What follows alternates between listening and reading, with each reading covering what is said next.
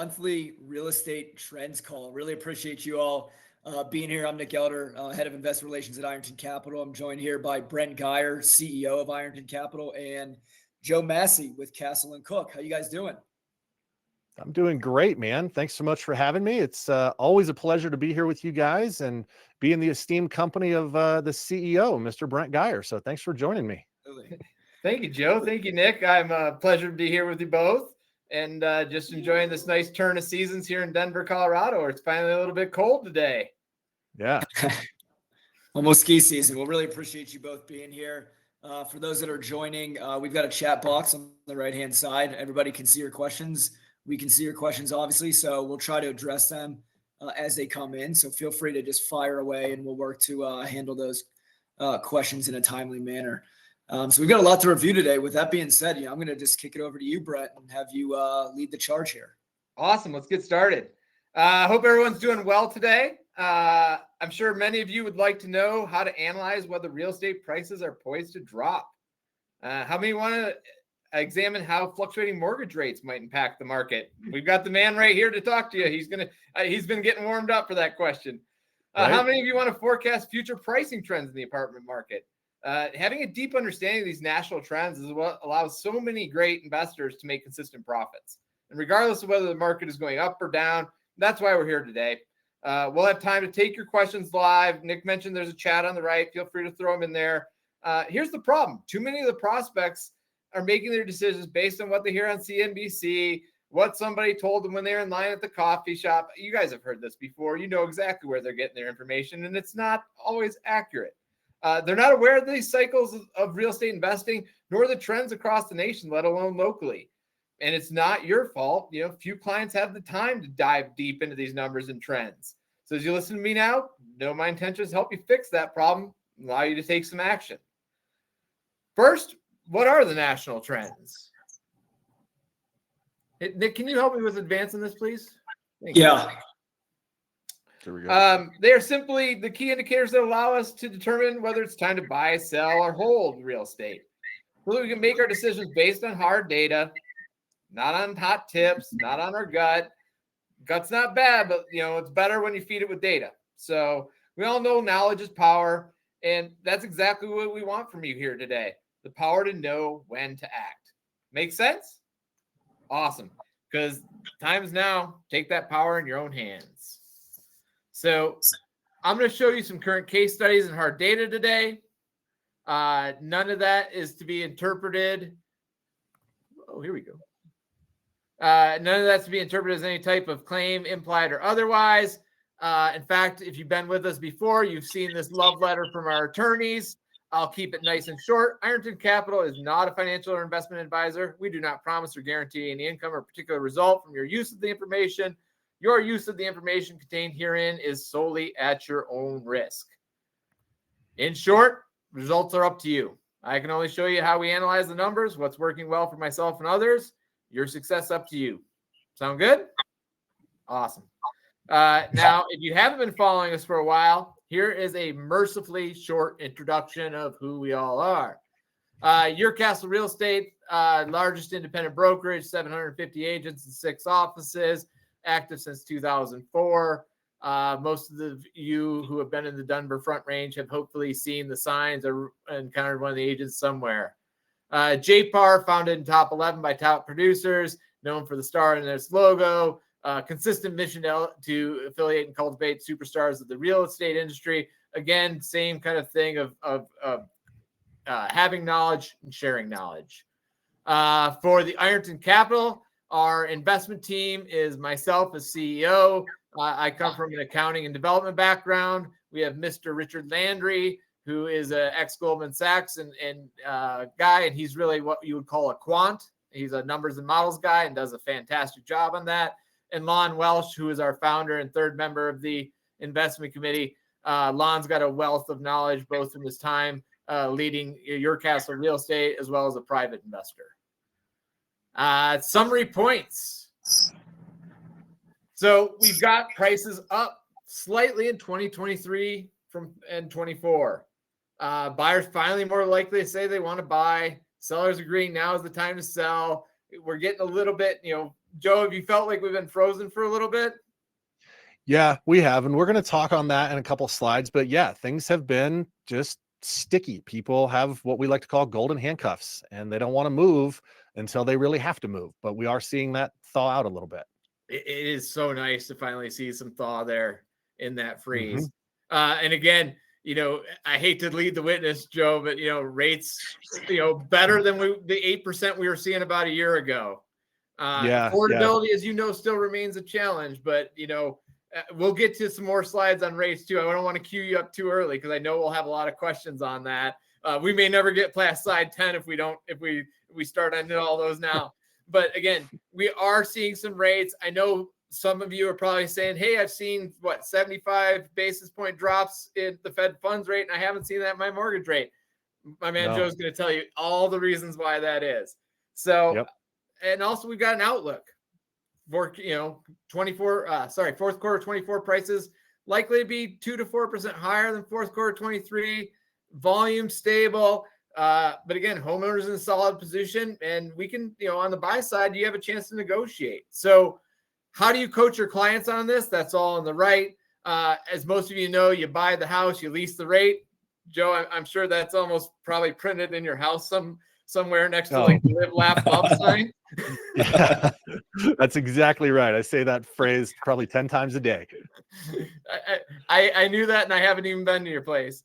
Trade up, with buyers from the average to the nice house. Again, buy now for the same reasons as the first time buyer. Make sure your house, if you're selling, is parade ready.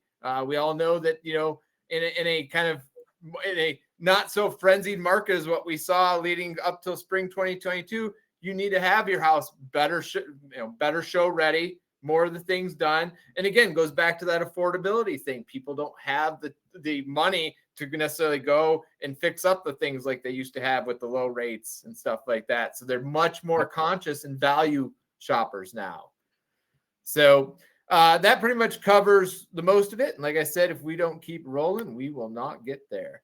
So key question, when will mortgage rates come down? There is not a better person in this city to answer this question than Joe Massey. So I'm going to throw it to you. Brent, have I ever told you my guarantee that I make about mortgage rates, especially when we're making forward-looking statements? Have I ever told you my guarantee? They're going to go up or down is the way I remember your guarantee. I stay the same. I guarantee they will change. That is the one guarantee. But, the quick answer, there's a lot of economists that expect rates to drop maybe 1% through 2025. I don't necessarily agree with that. There's a lot of movement in the bond market that is pointing to rates may not come down as much as we might like. We may be in for long-term rates to be 6.5%, 6.75%, 7%, which we're going to touch on later, is historically just fine. But if you're listening to this and you're hoping for a rate of 4%, 3%, 2%, that's not going to happen. So don't be surprised if rates don't go down as much as you like. Great point, Joe. And again, historical perspective here is so important. My first mortgage was at, I believe, 7 1/8 or 7 1/4. And at the time I went home and told my family that, and I can distinctly remember my parents saying, that was the lowest we ever paid, because they did their rates all in the 80s, 90s when they were double digits. And, lo and behold, a few years later, I was refinancing down to 4%. So, that market is definitely different. As far as prices, what will take for prices to come down, that's really supply, and I don't see it happening. Joe's shaking his head. No. Again, condos along the front range, you might see a 2 to 4% drop in condos just because of some of the insurance and some of the specific things that they have there. And again, I wouldn't really call that a drop in the total price it's going to cost you to buy the condo, because again, the HOAs and certain things may increase to offset that. So, that's really more of the condo price in my mind staying flat for your total cost of ownership, even if the price itself is down a little bit. Will I be able to find a home if I move? Absolutely. Inventories are actually at their highest levels in 4 years, up 30%. Is the housing market going to pick up next year? Love this question. We get this one all the time. Experts expect 15% in sales count. I think we're a little bit more, bearish at 4 to 6% on that. The 15 sounds a little high to me, Joe. How about you? I agree 100%. You know, we had a couple of years in 20 and 21 where we sold like 1.5 million homes more than the historical average, right? And so we fast forwarded a lot of home sales. Well, the last 2 years, 23 and 24, we've sold about 1 million homes less per year than the historical average. We still are kind of digging out of that big, I might call it a paycheck advance that everybody got with such high transaction count in 20 and 21. So a 15% increase in transaction volume, I don't think so. I'm more in the 4 to 6% increase in transaction volume. The other one that we get all the time is the market going to crash? And guys, the fundamentals here are so different than they were in 08, 09, especially when you look at the amount of equity in people's homes. You know, might we have a few foreclosures? Yes. Are we going to see foreclosures anything like we saw in 08, 09? I don't see anything that points to that. I agree. So election and stocks, how do they work? That's always a hot topic. You know, I'm not going to get into the political here. Basically, it doesn't matter which party's in office, which party's in power. Usually the stock market does okay. It operates independently. I mean, these are businessmen making decisions, not politicians, as we all know. A few more stats on whether it's a unified Republican, unified Democrat, what happens when it's divided between the two. Again, we've had plenty of examples of all this. There's not a single negative number on the right. On average, stocks go up. Absolutely. That's the takeaway that I would take from this. The sky's not falling no matter which side of the aisle you may be on. The one thing that I always love is, and we all do this, is it's so common to sit around and wait to see what happens to that election period. And so, you know, there's been the slight decrease in November. And I think the last time it probably happened was 4 years ago. And if we go out another 4 years, that's probably the one prediction Joe would make is, November 2028, we'll probably see a slowdown again. Yep. Every 4 years, man, sales slow down in November. Here's some stats from the S&P. Is it a bubble? I mean, that's really someone for a smarter group than maybe this. We're more of a real estate group. But again, you know, I'll let you go through that with your financial advisor and see. There's definitely some stuff that, you know, the PE ratios and stuff are getting on the high side for those who follow the market for quite a while. Mm-hmm. Positive economic info. Economists outside the U.S. recognize what the U.S. media doesn't tell its own citizens. I find this extremely interesting. This little section is fascinating. Everyone seems to be more optimistic than we are about our economy. Yep. And again, several stats around there. I will tell you from my international holdings versus my U.S. holdings. My U.S. holdings are crushing my international stuff right now. So, I mean, the proof is there. It's in the numbers, just like it always is. So, U.S. economy share of the G7, including Canada, France, Germany, is up 50% from 95. Again, you know, a lot of people aren't hearing these numbers. They heard the stuff that all came out during the election cycle of how bad the economy was.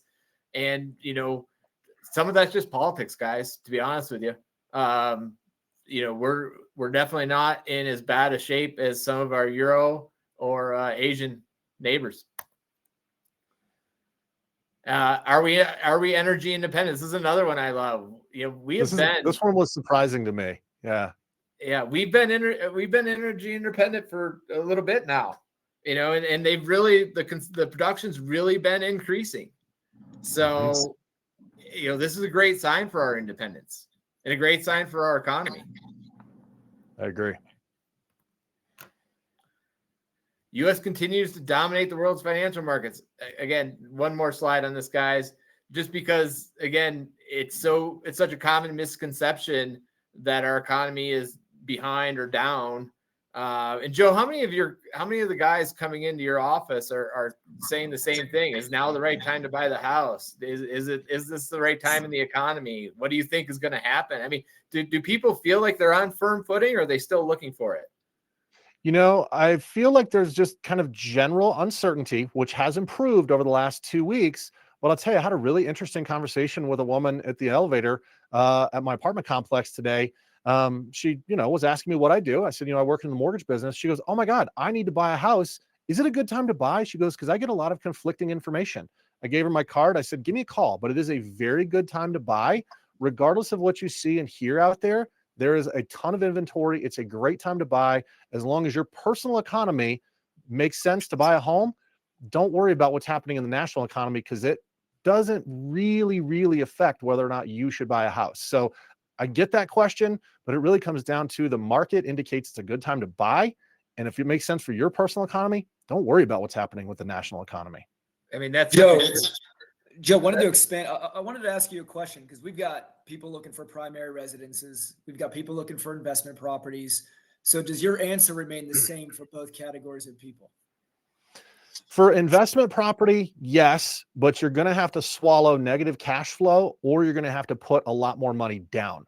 But let's look at that over a 5 or 10-year time horizon. You're still going to make a lot of money, but it doesn't feel like it because you might be putting in more money down than you want, or you might be subsidizing that property. But if you look at the numbers over 10 years for investment property, yes, right now is a terrific time to buy because you can get deals out there. Absolutely.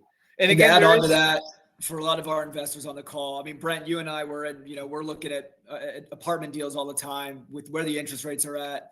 Even if you're buying a rental property, be prepared to come in with 35, maybe even 40% down to sustain the cash flow that you might already have on your current rental property, which is at a low interest rate, depending on your scenario.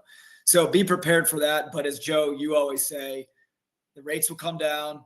You can always refinance and your cash flow can improve substantially when that time comes. Like you said, you're gonna have to eat some negative cash flow, maybe put a little bit of money into it.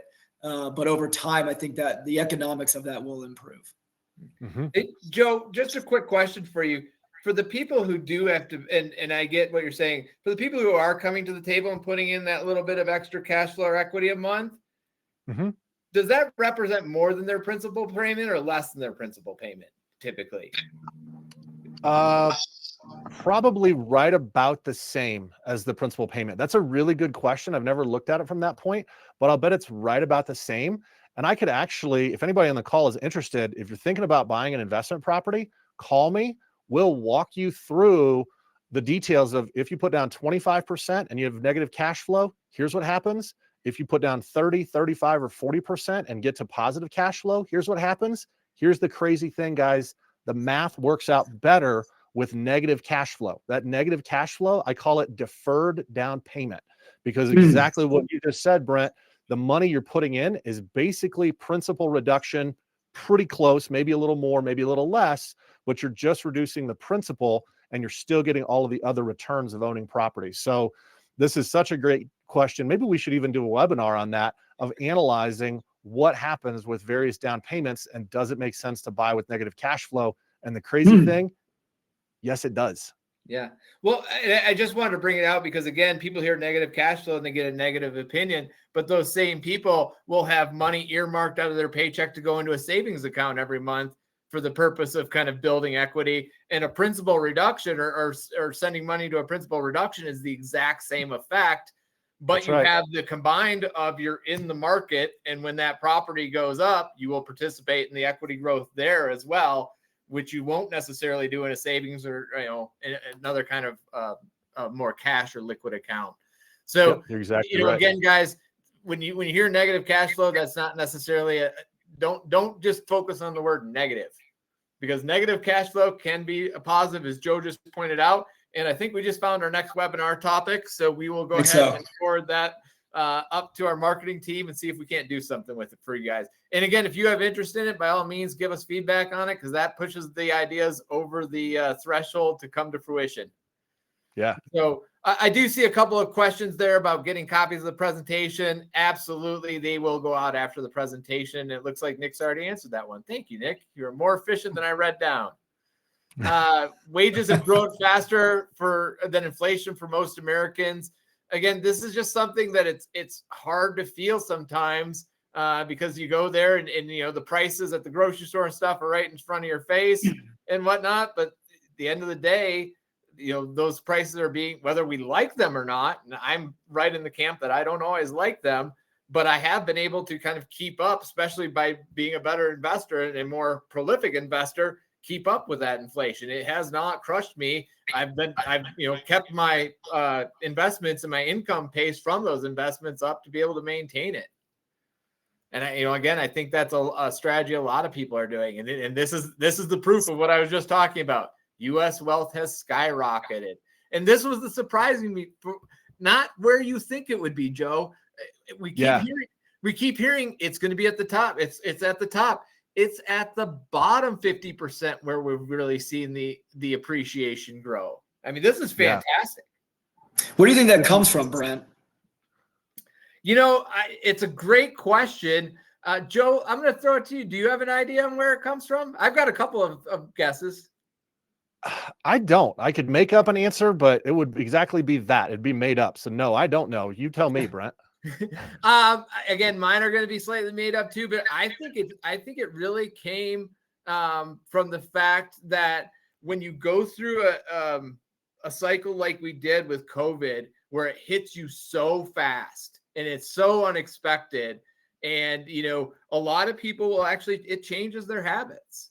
And so we had a little bit of a brief period where people were able to stay home and stuff and whatnot. And, the incomes went down for some, but for some, I think that was a life-changing event. And I think if they haven't been hit with a recession like that beforehand, again, I hate to throw a kind of a marker on how old I may or may not be, but having been through a dot-com bubble, 9/11, and then the great financial crisis, COVID did hit me as more of a surprise. I did not see it coming like I saw the great financial crisis and some of the, like, if you have a pulse, we'll give you a loan. I mean, that was definitely more of like a, wow, I can see the frenzy building up. I didn't see COVID coming because I have absolutely no health designations and completely rely on experts for anything health related. It's just not my knowledge base. But I think that changed some people's thinkings, and I think they started to put some money away. And then again, go back a slide or two, wages have actually been increasing. And again, a lot of that wage growth is at the lower levels. And again, if you've got the 1-2 mentality, which is I've changed my thought process and I've got more money, that's what allows them to get a nest egg. What a great answer. That's my best answer on it. If someone has more, I'd definitely be open to hearing it. But again, for me, looking at the data, looking at, again, you need that middle class. You need those class systems to be able to have an economy that functions well. So this is one of the better slides that I've seen in recent days, in my own opinion. I agree. So, and again, here's another one. We have better standard of living than most Europeans. You got the stats on it there. Again, U.S. household balance sheets are strong, particularly amongst property owners and stuff like that. The growth in equity amongst property has just been fantastic during the run-up in real estate.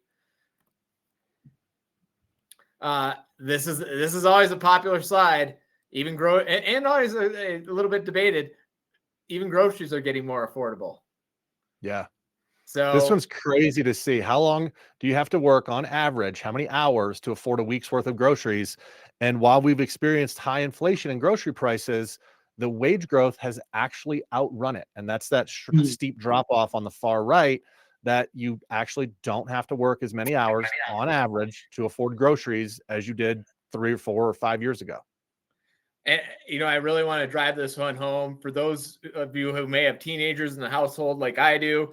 I didn't believe this till I had to see it in paper, but it's right there in paper. And the cost increases I have is just because my son eats a hell of a lot more than he used to.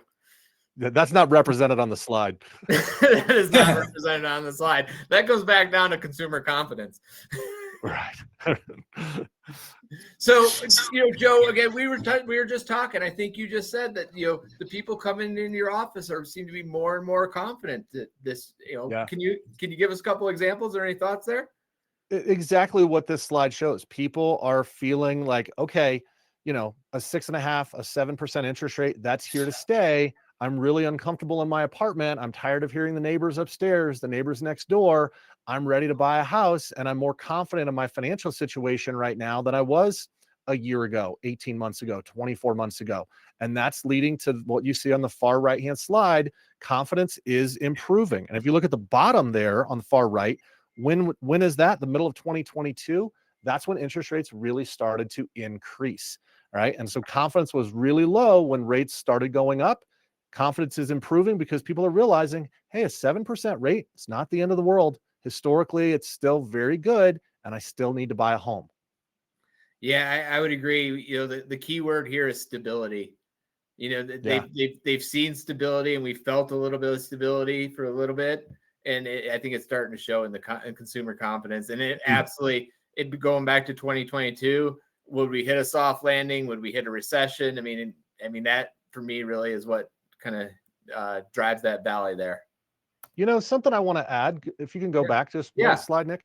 Something I want to add to this increase that you see from 22 all the way up to 24.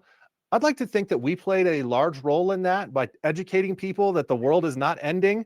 Everything is okay. It's still time to buy real estate. So I'd like to just put a little, note next to that red dot that, Nick and Joe and Brent and Lon contributed to letting people know it's a good time to buy homes. So I'd like to take a little credit for that one. So noted and duly deserved. Thank you for that. Again, number of potential movers has increased from 13 to 18% of the population. However, these guys still prefer to rent. And again, that's not a huge surprise. When you're ready to settle down, you're ready to buy. If you're thinking about moving and kind of jockeying around either for quality of life, quality of job, or any of those kind of choices, you're going to rent. And I don't think that's anything new. I've done the exact same thing. And I'm sure Joe and Nick have done the exact same thing. Yep. In a period of flux, you tend to stay in flux. In a period of stability, you move to a more stable position. That's right. And so that's exactly where we're at. And that doesn't surprise me at all. Number of sales in 25 is expected to increase from 24. Again, 4.6 up to 5.2. We already touched on this. The economists think it's 15. We think it's more closer to 5 plus or minus 1. But neither way, we're moving in the right direction. If I may add, Brent, I think we kind of touched on this a little bit, but I think we were at maybe the bottom from an uncertainty standpoint where people really did not know what to do, leading up to the election or maybe a little bit before then, right? They really don't know what to do, what investment decisions to make next. Should I go buy a house? Should I stay here? What should I do? But I think we've passed that bottom and we're on the cusp. There's still uncertainty, but that window of certainty is opening up a little bit more. And I think that's really made people or kind of urge them to start making those decisions. So I think we've crossed that trough of uncertainty at this point in time. Would you agree? Yeah, I would agree with that. And again, I would too. The hard part, guys, and I guess the main thing that I would drive home to you today is if you can find certainty in an uncertain market, those are the times you make your money. Again, you go back to the first quarter of 22, and I don't know if you guys have seen this, but I've personally seen this in the real estate industry and in listings that are coming up now that sold in the first quarter of 2022. And everyone was so certain that about their rates and whatever. And, I just got to buy this house and I got to buy this rate. And I literally was just doing an analysis for a client the other day, and they bought their home in September of 21. There was another home in a lesser condition that didn't back to open space and everything that closed in 2022 in March of 2022 for $150,000 more than those people paid. And they were that owner who bought in 2022 was trying to resell the home. And of course, guess what happened? They priced it too high for the current market. It is now an expired listing with a note from the agent saying it's going to come back on next spring. So again, everyone was so certain that rates were going to go up. Certainty was almost at an all-time high in that first quarter of 2022, but it didn't mean that it was necessarily the best time to buy. Going back to Joe's point, if your economics in the situation wasn't right for you to be able to hold for a cycle. Now we're in almost the opposite situation where there's not the frenzy of activity and people are asking if it's the right time to buy. And that's where the answer just becomes so obvious for me, Joe. And I'm sure you feel it's probably a bit obvious for you when they get that question to you too. Completely agree. For me, the real risk was buying in that first quarter of 2022 not in the fourth quarter of 2024. Yep. I Well, agree. we're seeing what's happening in the commercial landscape of people that bought during that time period, but right before the Fed started hiking interest rates and mortgage rates doubled, we're seeing the effects of people that got a little too ambitious and were a little bit too certain during that time period. Mm-hmm. More renters are struggling economically, leading to a pessimistic consumer confidence score. Again, I hate to say it, but this is exactly why the reason why you rent during that period of flux, and it's ready. As soon as you're ready to be stable, you go in and you start to plant the roots, get the house, and build that equity. And again, I'm not sure if we have the slide in here or not, but I've definitely seen the slide before, and the difference between equity of renters and homeowners, and it's a huge difference between the two. It's a drastic difference owning a home. Drastic. Absolutely. Yep. So economic struggle at the bottom of the ladder means more roommates and or people living with the parents, not getting their own apartment. Again, I think we've all seen this, that there's definitely more cohabitation, more kids and stuff coming back from college and living at home before they can launch, et cetera, et cetera. I don't think that's really a new statistic for a lot of us. Mm-hmm. Oh, this is the slide. Joe, why don't you expand on this? Because we were just talking on this. Would you be so kind? Yeah. So I love this slide. Let's start over on the far left in 2010. The bottom green line is the average net worth of a tenant or someone who's renting a property, $5,400. Now, what if they would have said, housing prices are too expensive, I don't want to buy anything? Well, follow that green line that they had net worth of $5,400. And all the way over to the right, 2022, their net worth has nearly doubled. Now they have a net worth of $10,400. Nothing wrong with that. If you double your net worth in 10, 12 years, I can't scoff at that. But look at what happened to somebody that owned a home. That's the top blue line. Look in the far left, the average net worth for that homeowner was $187,000. Following the same 12-year time horizon, going all the way to the far right, that homeowner now has an average net worth of $396,000. So their net worth doubled as well. But I would much rather double $187,000 over 12 years than doubling $5,400 over 12 years. And this, guys, applies to investors as well. If you owned an investment property in 2010 and you held it until 2022 or today in 2024, this graph would look exactly the same for your investment properties times however many properties you own. So this, I think if you're a real estate agent on the call, you need to show this to your kids. You need to show it to your friends' kids. You need to show it to young people that are unsure about buying property. This is the difference if you're in your 20s to what happens in your mid 30s. Would you rather have net worth of $396,000 12 years from now, or would you rather have net worth of $10,000 12 years from now? I could talk about this chart for an hour. I mean, this is just a great chart. And again, for me personally, the house I sit in right now, I contracted it in the fall of 06 and I closed in 07. And then I immediately went into the great financial crisis. And yep. I should be underwater, right, Joe? I'm losing my shirt. Yep. No, I'm not. Again, as long as I had the personal financial ability and I knew where I wanted to be and I was going to ride out the cycle, even yep. buying at what was historically a bad time has been a great investment for me. Mm-hmm. That's right. And again, you just made the payments. That you're seeing, I'm not going to give you my personal numbers, but they look just like this chart. I agree. Yep. So again, most Americans still pick real estate as the best long-term investment. I know all three of us on this call agree with you. Real estate's still where the bulk of my investment money is. And every single time it outperforms the market for me personally. Yep. I agree. So most homeowners and renters agree on the financial and emotional benefits of home ownership. And again, this one goes really kind of more towards the owner-occ homeowners than a investment property. But I think, to be honest with you, it can go both ways, because having those investment properties and that income and stuff that comes off of it. And again, mine didn't come straight with cash flow either. Mine took a little bit of work and seasoning till they came to, kick off positive cash in a little bit, because it's a good long-term investment. This is not a get rich quick scheme. This is how to set yourself up best for the future. And so that's really what we see here. And I can't believe that, I'm not surprised by any of this activity. And I see Joe nodding. I see Nick nodding. So I don't think there's much more to say on those. Will prices drop? I mean, we can just say no and move on. No, no. So we could just say no and move on. But again, that's not the Ironton Capital style. We've got way more data for you here, as you know. Overall, U.S. existing home prices will be soft. Denver should appreciate a little. This chart kind of shows you supply versus year over year growth, and kind of where the different markets will fall out. Overall, people are right along the trend line. Joe, what do you take away from this slide? I love this chart, and anybody that's seeing this for the first time, it's a busy chart.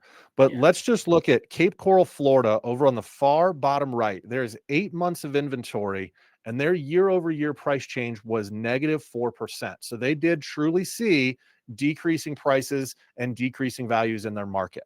Well, then go to the far left, you see Providence, Rhode Island. They're right about 2 months of inventory, and their home appreciation over the past 12 months has been greater than 8%.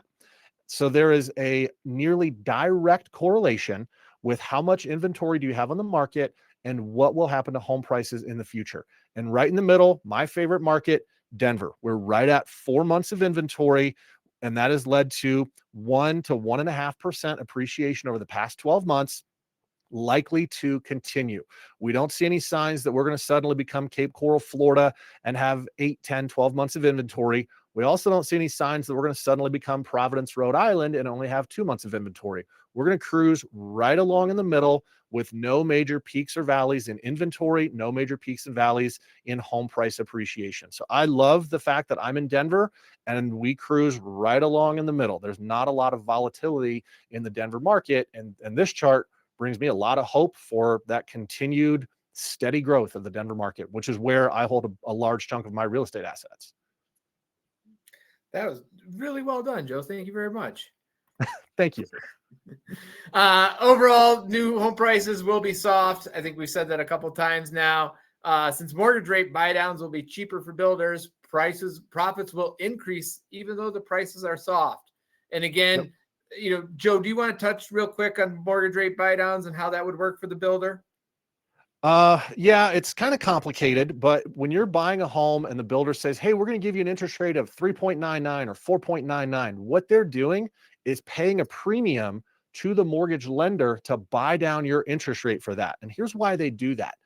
Builders don't want to decrease prices, right? Because they need those comparable sales to help prop up the value for the next property that they're building in a month, 6 months, a year. So what they'll do is they'll take a little bit less profit, use that reduced profit to buy down your interest rate to keep the price high and keep people buying those properties. Now, what you said there, though, I really like. Profits are going to increase because that continues to lead to prices increasing because they're not hampered by 7, 6.5, 7.5% interest rates. So it's a very, very smart thing that builders do. And if you're in the market for a new build, you can get some really good deals. They're probably not going to come down off the price a lot, but they might give you some concessions and they'll probably buy down your interest rate. So it's something that can be a great strategy for first-time buyers, trade-up buyers, or even investors if you're getting a property that is a good rental opportunity. Yeah. And again, some of the consumers will see a smaller version of this rate buy down, Joe, because I'm sure you probably offer people like a 1% origination fee for about a 1/4 point drop in rate is usually where it is around historically. So people have probably gotten used to that decision. And for the builders, they're just doing it on a bigger scale, so to speak. That's exactly Brent and right. Joe, we had a question from Mark, and I don't believe we have actually anything in this entire presentation. Do you guys know any noteworthy data numbers from the St. Louis market?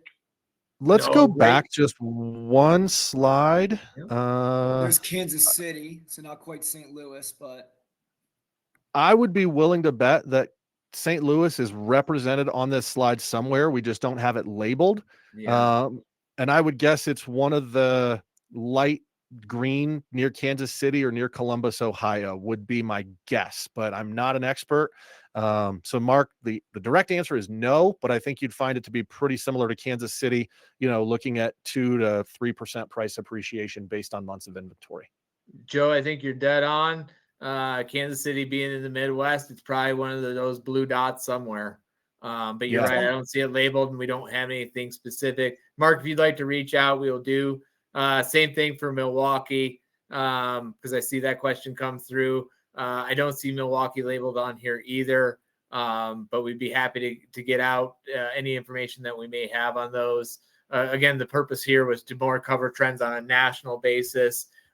We will try to dive down into different cities as we have the data available. Be happy to send that to you. Can I add just one thing? Oh, please. Go ahead, Nick.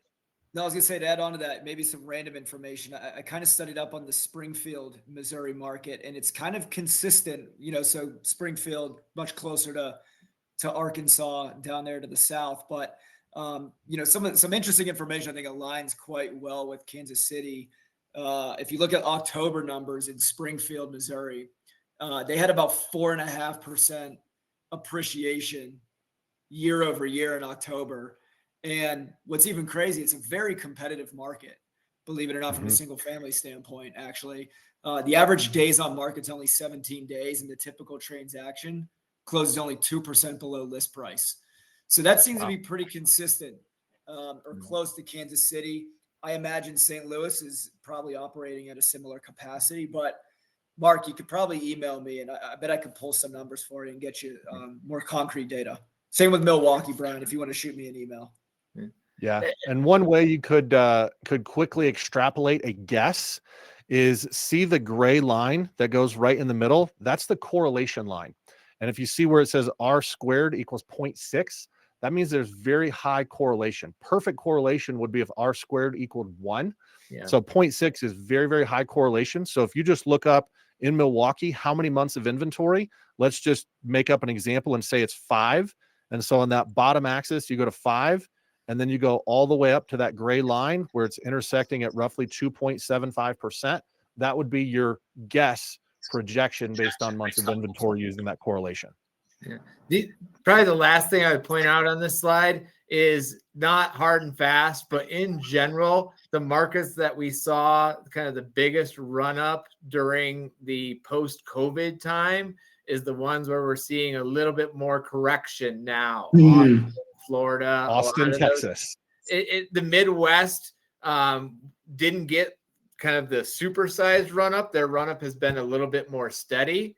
And so in some cases, you go back 12 months ago and we used to talk about a tale of two markets, and it was almost right at the Mississippi River where the East and everything was still booming. And the West, had a nice run up and was soft a little, or flattening out a little bit. And what we've seen now is the West is flattened or gone up 1-2% like we see here in Denver. Some of those hotter markets like Austin and Florida, we've seen a little bit more pullback in, and that's generally what we've seen. But again, each market has its own supply, its own demand, and its own specific economic factors that you would want to go in and analyze before making a decision in that market. Yep, great questions, guys. Thank you so much. Keep throwing those in the chat for us. Yeah. Overall, U.S. new home prices will be soft. I think we touched on this. We did do the builders. Forgive me for that. Builder trend is to build smaller homes to enhance affordability. Thank goodness the day of the McMansion is going away. Again, I love this reaction to the market where the builders are really kind of meeting the market where they need to be. The days of cheap building and stuff like that, and you build a house that nobody needs, are gone. And now they're really building stuff that makes sense for people and makes sense. Builders are smart.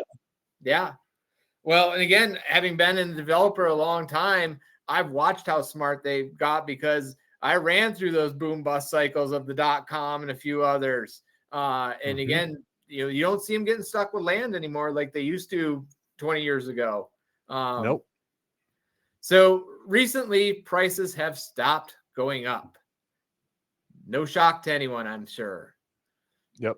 Joe, what do you see in this slide? The hardest spot to see, all the way in the far right, right above where it says January 2024, you see a tiny little dip where prices went down. So the topic of this section is, are prices going to go down? And I hear a ton of people say, I'm waiting for prices to go down before I buy. I'm waiting for the market to crash before I buy. That tiny little sliver below the black line, that was October, November, and December of 23. That was when prices went down. So if you've got clients that are saying, I'm waiting for the market to go down and that's what I'm going to buy, show them this slide, because they already missed the boat. That is when prices went down on a national level for just a tiny little 3-month fraction of time, and prices are now going up. Now, they're not flying up, right? The title of the slide is prices have stopped going up. They're not going up like they were in 20 and 21, but they are still on that marked, measured 2, 3, 4% increase. You're not going to see a dip down below that 0% line. And let's touch for a minute on what I think really drove that little dip. Joe, can you remind me of what interest rates were in October, November, and December of 2023? 8.25%. And if I came into you now with 20% down and a good credit score, approximately what rate would you be offering me? 6.99%.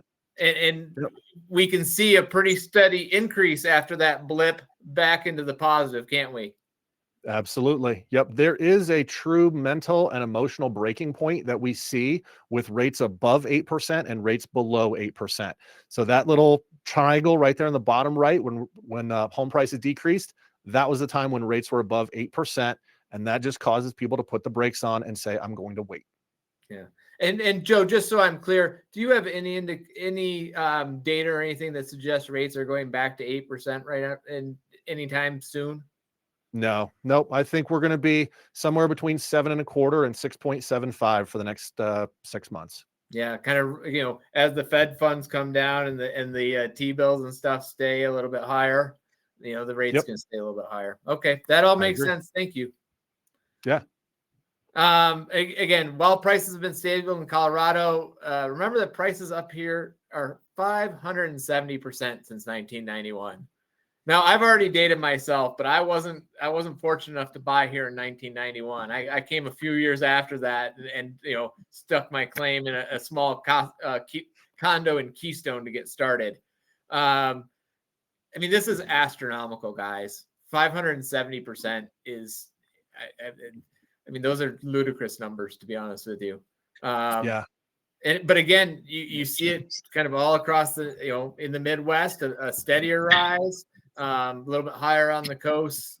Again, not a huge surprise here at all. It's really amazing to see in that chart how high above the national average Colorado was. Nearly double. Yeah. Which is just amazing to see. Mm-hmm.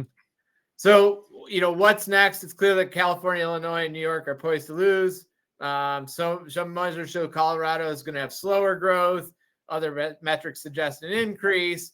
In my personal opinion, that's why we're about 1.5, because they're both a little bit wrong, and the truth is somewhere in the middle. Yep. And as I watch the time here, we better keep it moving, because we're a little close. I love talking to Joe and Nick, and I could sit here all night, but you guys only signed up for an hour. So I will try to keep us as close to that as we can. Top 6 states for losses, and where do they move? Typically just over the border. Yep. Again, I just saw this. I think for Colorado, we lose to like California, Texas, and Florida, and we gain from California, Texas, and Florida. It seems it's just people passing each other on the U-Haul. They're on the highway just passing one another. 100%. So inventory is still growing across most of the U.S., still lower than pre-COVID. Again, if we don't see the demand pick up, that's going to be softer appreciation. Joe hasn't promised us lower rates yet. That's going to really get the demand to go up. But again, as we saw in the slide just 2 or 3 ago, a slight movement even in the rates causes demand and stuff to pick up. So we don't have to see things move back to 4% to see demand pick up. All you had to do was move from 8 to 7, or Right. 8 to the low 6s or high 6s, and things move again. So That's again, right. don't be looking for things that aren't going to happen to get things to move, because it's going to be a much smaller change that actually gets things to move. I'm glad you quoted glad you quoted experts on this slide because they change their thinking every 6 months to fit the narrative. Again, thank you, because that's all I was going to say on this, Nick. I mean, this is what the experts think. I guarantee if we go back, most of these are wrong. Some of them are right. Debt to income ratio used by lenders to determine how much can qualify for their mortgage. Increasing rates, and again, this is no surprise. The rates push the debt to income ratio up just because of the cost of borrowing, making it harder to qualify. Yep. We're still floating right around that 25% affordability ratio. But yeah, homes are affordable-ish, right? What I mean is if you're just on the margins, increasing interest rates might push you to the point that it's better to rent. But if you're in the middle percentage, you're still able to afford a home. Maybe it's not the $700,000 home you wanted last year, but maybe you can still afford a $600,000 or $550,000 home. And that's really what this slide is representing. You can't go out and buy your parents' home for pennies on the dollar, but you can still buy a home and you can afford it. I really like what this slide shows, because go back to January 2021, and there was robust frenzy of buying real estate because everybody could afford every home. And now that has slowed down a little bit, and people are buying, I don't want to sound negative, but more appropriate homes for their level of income, right? And that's what this is showing. People are not overbuying and buying way more than they expect. Great. Again, home prices are growing faster than incomes. Why is it a good reason to invest in? Why do we put our money here? This is it. Yep. This is the root cause. Affordability problem magnified in many other countries. The one thing that always, if you've only kind of looked at the US, we're so fortunate here to have 30-year fixed mortgages, which does not exist in other places. And again, No, it doesn't. That has maybe helped our affordability problem a little bit from some of the people with golden handcuffs and whatnot. But even if you take that away, the affordability problem in other countries can be a lot worse than it is here. Yep. That would be the key slide, or that would be the key takeaway for this slide. Whether it's UK, France, Australia, it's not just unique to the US. It's something that's being seen worldwide. And as acute as it may feel in the US, we're actually better off than some of our foreign neighbors. Yep. So 9 out of citizens of 9 countries are more negative about housing than the US. Even though things are pretty good here, actually, compared to when you look at the past 3 slides. Yep. Perception needs to meet reality in a lot of cases. And hopefully we're helping that along today. Why are prices not declining? 3 words: lack of inventory. Yep. They just don't build them like they used to is the short answer to that. Again, compared to most other economies, the U.S. is building a lot less and for a long time now. Again, we're really going back to the .com bubble here when you're talking about 25 years ago. But take a look at it. The U.S., under every single other country you see listed above in blue, we have built at a slower pace than our population has grown. What about demand side? So we just hit the supply side. How about the demand side? There's a lot of pent-up demand from millennials. They're ready to buy. Joe, are they kicking down your door yet? Not yet, but they do knock on it a lot. Nobody's kicking the door down, but I do get a lot of millennials that are buying their first home, and it's not represented exactly on this slide, but the average age of a millennial buying their first home is like 35. And you look at Gen X, the average age for them to buy their first home was like 23 or 26. I don't remember exactly what it was, but that has moved up like 10 years. So if you're a millennial or you have millennials that are living with you, encourage them to buy sooner, because buying at that first time age of 35, you've missed out on 10, maybe even 12, 13, 14 years of appreciation. So buy sooner, buy more often is something that, Brent, you and I, that was our motto for years. And this really represents that. Millennials are behind the curve. And again, you don't have to just remember what we showed you 6 slides or 8 slides back. 5,400. to 10,400, 187 to 397. That's the difference in making the leap and buying that house. We have a large demographic that is in their prime years to be first-time buyers. Again, this is the market. This is a huge, not untapped market, but this is a huge emerging market that's going to be ready or has been ready to buy a home. And this is something that you guys can capitalize on. Yep. Will there be a foreclosure boom like 07? No, not even close. Nope. So Go ahead, Joe. yeah, I love this slide. You know, back in June of 2004, 2005, 2006, I was giving loans to everybody. I'm pretty sure Lon's dog got a loan from me to buy like 3 houses, right? Well, what happened? That leads to a massive foreclosure crisis when you're giving loans to unqualified people.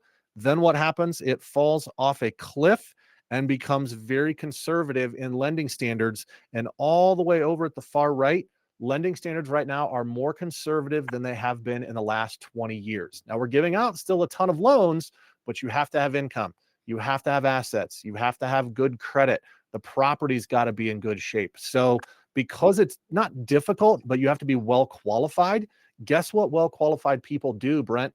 They pay their bills. They stay on top of their mortgage payments. And I think we've got a slide here that's going to talk about equity. So if you do happen to fall behind, even when you qualify, if you have a ton of equity, go to the next slide. This one. Yep. If you have a ton of equity and you fall behind on your mortgage, are you just going to say, well, forget about it. I'm not going to make the payments. I'm just going to let the bank have my house and the equity, and I'm just going to go rent. No. If you have a ton of equity as represented there on the left, what are you going to do? You're going to call one of the guys at Your Castle Real Estate and say, hey, I really need to sell my house because I have $150,000 of equity and I need to get it. So if you look on this slide on the left, when the equity got below the debt, that's when you have a foreclosure crisis. If you say, hey, I want to sell my house and I'm going to have to bring $50,000 to the closing, that's when you have a foreclosure crisis, not when there's more equity than there has ever been in the history of the United States. So no, we are not going to have a foreclosure boom. No. And thank you, Joe, for drawing the correlation between both equity and lending and credit standards, because it's really the two of them combined that are leading the charge or preventing a repeat of what we saw in 08 or 09. Yeah. So again, historic equity, very little chance of crash. Yep. So housing crisis, look at the debt, look at the equity. Go to today, look at the debt, look at the equity. Numbers don't lie. Not a crisis. Nope. Number of mortgage-free homes is increasing over time. So again, back to the idea that the wealth people's wealth is personal wealth is starting to increase. We're seeing it in payoff of loans too. So where it used to be 32% of the people, no offense, but didn't need you, Joe. Now it's 38% who don't need you. I'm still in the 61.5% who very much need you and will come to you all the time. So, but again, that's just what you see here is a more and more stable housing market than we've had, in years past. This on that one slide, that 38.5% on the right-hand side, that's 38.5% of the homes in America that cannot go to foreclosure, right? So that's what I see when I see this. We're worried about a foreclosure boom. Oh my God, there's going to be a flood of foreclosures. 38% of homes cannot be foreclosed upon because there's no mortgage. So again, no, we're not going to have a foreclosure boom. Great point. And we are really close to the end. I think we touched on mortgage rates. Will they go up or down? Any questions, guys? Joe, why don't you do mortgage rates for us? Yeah. So the biggest concern about interest rates that have been going up, and now we're seeing them north of 7%, is inflation and increasing bond prices. We had a nice slide down through the end of summer from June down through September. That was when the Federal Reserve cut short-term mortgage rates. And we had about a 2, 3, 4-week window when rates were fairly low. But then what happens? There's a lot of concern about debt, a lot of concern about inflation, a lot of concern about the national debt. And that has led interest rates to continue on a pretty big surge back up, which comes back to what we touched on earlier. Good time to buy a home, because I don't think we're going to see rates go back to 4. I don't think we're going to see rates go to 8 either, but we're probably going to kind of bounce around somewhere between 7.25 and 6.75. Here's where we talk about our the 10-year Treasury and the risk spread. Again, I think you're seeing just a little bit higher increase in that spread. Is that correct? Yeah, and the biggest risk for mortgage-backed security buyers is early payoff, right? It's not the default that the customer's not going to pay. The biggest risk is interest rates are going to go down, and so that loan is going to pay off early, and we're going to have to reinvest that money at a lower interest rate. And so that's why that risk spread is increasing on everyone's hopes that interest rates will go down. But I don't know if those hopes are going to come true. No, we really saw when the rates first went up is when we really saw that spread start to increase. Yep.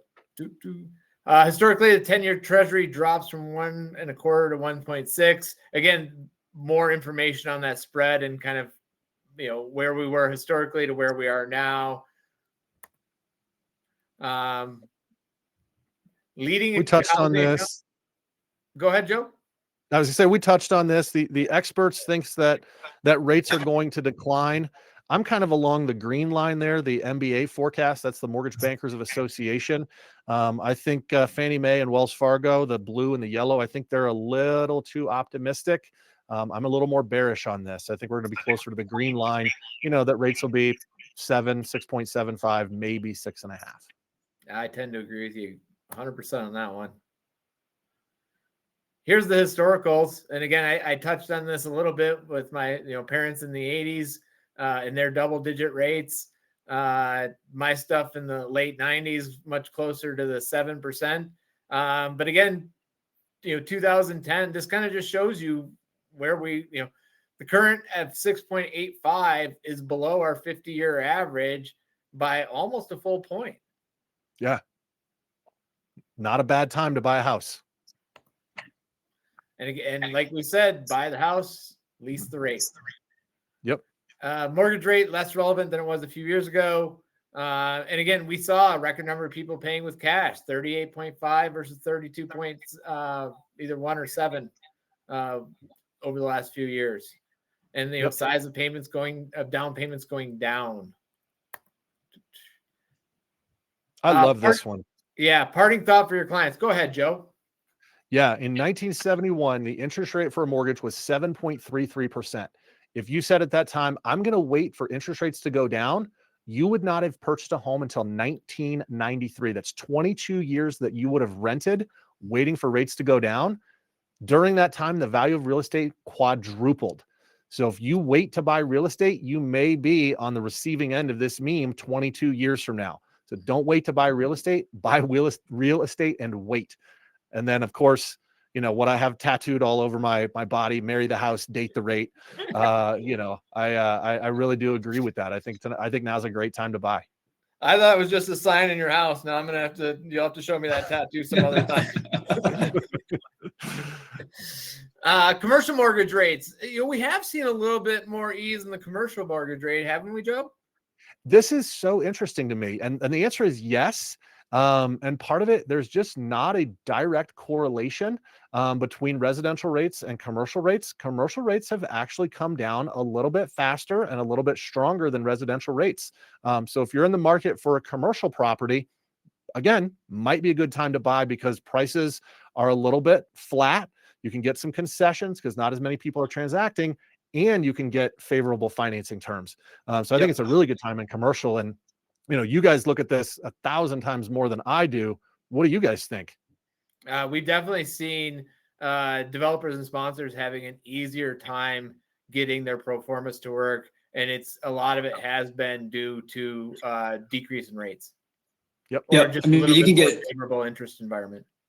Yeah. And depending on the size of the asset, you could go, you could be a sponsor with a couple billion in assets. You can go get agency financing for very favorable. Like is exactly what presented here, 5.5, 5.3. You can get very favorable rates. you can go to a local bank and you can often have a lot of negotiating power. A lot of banks, depending on where you're at, they want to lend and they're willing to look at your project. Maybe not so much in Denver, but go to the Midwest. We've got a lot of conservative banks that didn't over leverage. You can often get somewhere with those guys. Now on the bridge debt to perm side, believe it or not, on bridge debt, I haven't seen a ton of change. Brett, maybe you have, but I haven't seen a ton on the bridge debt side since the beginning part of the year. I don't know why that might be. Maybe they're still pricing in a lot of risk. But I think it's the temporary nature of it. Yeah. How do increasing rates impact the market? Well, let's be honest. We're on our track for our worst year since 1995. That's how they did it. And the number of closed deals, it's down since rates have spiked. And relative to COVID, we're missing 1.1 million sales. But again, that's going to go to pent-up demand. So if you're, I believe what Lon used to call the Missouri investors or the show me state, then, you're going to probably wait until the rates come all the way down and the activity's back high. And you'll be, back to 1 of 4 bids on a house or 1 of 5 bids on a house, as opposed to being like 1 of 1 bid on a house and maybe negotiating down 1% or 2. And again, it kind of goes back to what we've been saying all along, which is if your personal economic situation is certain in an uncertain time, you have a great opportunity in the market. That's right. Number of homes falling out of contract is at record highs. Inspection notices reveal hidden problems that cash-strapped buyers can't afford to fix. We touched on this at the very beginning. When affordability is lower, in other words, when it takes most of your most of what you need just to make your mortgage payment and stuff like that, then you don't have the extra money to put into renovations, to make that kitchen the way you want it, to make the bathroom the way you want it, et cetera, et cetera. And again, so if you're a seller, what does that tell me? Get your home show ready. Replace that old price it carpet appropriately. Yeah. Replace the old carpet, make sure that your stuff is up to date and make sure that you show it as well or most likely better than the competition. If you show better than the competition, it shows in your days on market because they're low and your house is sold. We still don't have a flood of high quality inventory out there. The good homes tend to go pretty quickly, in my experience. Well, Brent, I noticed we are a little bit past time, and I see a bunch of folks are logging off. Do you think we should wrap it up, or do you want to keep going? Let's just go through as quick as we can for these, if that's okay. Do you have a few more minutes to stick with us, Joe? I have nowhere to be. I just noticed that we had a bunch of folks drop off at 7. So yeah, keep on going. That way, everybody that gets the recording tomorrow, they can watch it at like 1.5 speed if they need to. Yeah. Apologize, guys. Again, we got a lot of information we're trying to get through quickly here. So we'll get through as fast as we can. Again, number of applications down. As soon as the rates drop, the refi volume spikes. As rates go back up, refinances predictably slowed. Go back down. I'd throw it to you, Joe, but I think those are pretty obvious slides for most people. And again, fewer buyers, fewer showings. Showings per listings are declining. I don't think anybody should be really surprised by this data. But again, it goes back to what we talked about. Quality of showings matter. Quality of your listing matters. Growth in active listings finally slowing down. We expect this to slow down inventory growth and help support prices, especially as the rates drop. Yep. People stay in their homes for much longer than they used to. Golden handcuffs. We've already touched on this one. Recent increase in rates is part of the reason why people are staying longer in their homes. Again, that golden handcuff effect. And we are down to our last section. So what's next for short and long-term rentals? Distribution of rentals by housing size in unit 2020.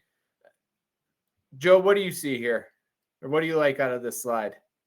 I am probably the worst person on the planet to answer this. I am a consumer of Airbnb, not a supplier of Airbnb. I don't know hardly anything about short-term rentals other than how to finance them. So I think Nick has done a lot of research and has some experience in shorter term rentals. So I'd toss this one to Nick. I'm not super educated on this. Glad you think so highly of me and my Airbnb knowledge, Joe. It's more than mine. I think you've got a lot of your Airbnb vacation markets, which will continue to do very well. I think if you're not in those markets, you might see a dip in performance. I think we're in an oversupply of Airbnb. I think another thing that scares me a bit is, you're just so susceptible to quick changes in regulation with short-term rentals, which we're even seeing in Airbnb markets and vacation markets, even like Breckenridge, right? Some other mountain towns that have for decades been vacation markets. If you're grandfathered in, you're great. If you're not, then you might be on a long, long waiting list. So do your research. There's a bunch of websites you can go to, understand the supply and demand of Airbnb in your market. The way I always say it too is position that product, position that asset. If you could do a medium term or you could do a long term, make sure the numbers make sense from that standpoint too. That way, anything above that, if you can't get into the short term space, will just be the gravy on top. That's the way I kind of always have thought of approaching it. Yeah. Again, for the onesie twosie guys, it's going to be a tough market. I'm somewhere in the middle. I've got a couple of Airbnbs and I'm also a consumer or user of Airbnbs. But it's definitely not the heyday that it was during the revenge travel season of just a year or two ago. That peak has already passed, so to speak. But again, we've recovered on vacancy rate from pre-COVID. And the U.S. share of financially stretched renters is, mid-pack amongst other countries. Again, just kind of putting us in perspective to the rest of the world, and that helps show that the U.S. is actually doing a lot better than most of the media and news will tell you. I think we have a separate class on this. If you really want to take this, we can't do it in the time here. Basically, in Colorado, there's 9 new laws for 2023. None of them were in favor of the landlord. Every single one of them was in favor of the tenant. This seems to be somewhat of the current legislative agenda, if you will. Much more of a landlord, not as friendly to the landlord as it has been in the past. And again, you should be, if you have rental properties, you should be absolutely up to speed on these. If you're not up to speed on these, you should absolutely be hiring a good property manager who is up to speed on these. I almost want like a big overlay on these slides that just says hire a property manager. These are complex. It's hard to understand all this, and a property manager does it all day, every day. Yeah, we don't have the time to get into these. Like I said, there's 4 more in 2024. Just like I said, they're all in favor of the tenant. We have another class on this we usually do with Mr. Eric Ross. I would highly encourage you to attend that webinar if this is of interest to you. And again, people still like short-term rentals, still a lot of enthusiasm for them. And again, we're starting to see some of the more jurisdictional things coming in where New York City's banned them. Summit County and Breckenridge definitely went and did their legislation on them. Steamboat did legislation and basically put their town into 3 different zones. So you're starting to see more and more legislation come in regarding short-term rentals and the like. And again, supply growing faster than demand. So occupancy most likely going to take a little modest decline. Here's the AirDNA industry outlook. Again, globally, the volume's still growing rapidly. But once the mortgage rates come down, it's possible sellers will perceive it's once again a good time to list. And so this increase in STR supply could be short-lived. I would expect the urban areas will probably be hit the most with people reselling, but it could affect some of the resort markets as well. Again, you should really look at kind of the makeup of the whatever local market you're thinking of investing in when making these decisions. Not only are they would-be sellers turning short-term, but many are also looking at long-term. So that's the other aspect. You've got a property, you were short-term renting it. If you don't want to short-term it anymore, you're either going to sell it or you're going to turn it into a long-term rental typically.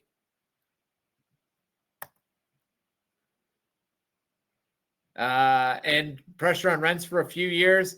Apartment construction was roaring along at a 40-year high. More choices for renters, likely lower rents. Everyone jockeys for tenants. I will tell you that this apartment supply goes up and down because we saw a whole bunch of supply of starts kind of right up into 21, 22. And then in the last 18 to 24 months, we haven't seen as many starts in the apartments. And again, all that takes a couple of years to flush out in the market, guys. So, when you look at that, know that it doesn't happen in 2 to 3 months. It happens in more like 2 to 3 years is really the way kind of that supply demand ends up working out. So I know it can be hard to put these trends in terms that get your sellers out the fence. We wanted to give you our personal experience to put to work for you. We've set up several trainings where I go deeper into 2 angles that can help you land more listings. First, we do how to get your clients off the 1031 treadmill. And the second one is how to manage an IRA for big tax savings. These are special ways that you can leverage our specialty to get you more listings in terms your clients will understand. Our gift to you. I think we've done all the Q&A. Was there any leftover questions, Nick? No, we're good. Sweet. Last thing is we have put out a complete guide to passive diversified real estate investing. You can use the URL there to get it off of Kindle. And if you do read the book and you like it, please leave us a review. I think that got added in accidentally. We are done. Yeah. So I to be honest with you, I wasn't expecting that last slide. I think that was a final minute editing error. I think that's supposed to be the last slide. There we go. So download the book. We would love your feedback. And I like to point out I was one of the editors of the book, and I'm pretty sure I'm uncredited, so I'm gonna have to talk to Lon about that. But I did read the whole book, and it's really, really good. So if you're thinking about passive investing or you want to share this with your clients, download it. It's a really good read. Yep, absolutely. Joe, again, we've gone over here because I just, I love talking with you and hearing. Dude, I could do this all day. So yeah. Apologies to those or thank you to those, actually, is what I should say, to those who stuck around with us. And apologies for going slightly over. But again, we had a lot of information to cover, and I've got 2 exceptionally brilliant individuals here with me who have a lot to share. And I wanted to make sure we got all that out. So thank you, Joe, and thank you, Nick, for being with us. No more questions. Brent and the team signing off. Thank you, everybody. Thanks Take so care. much. Thank you, Nick. We'll see you guys again.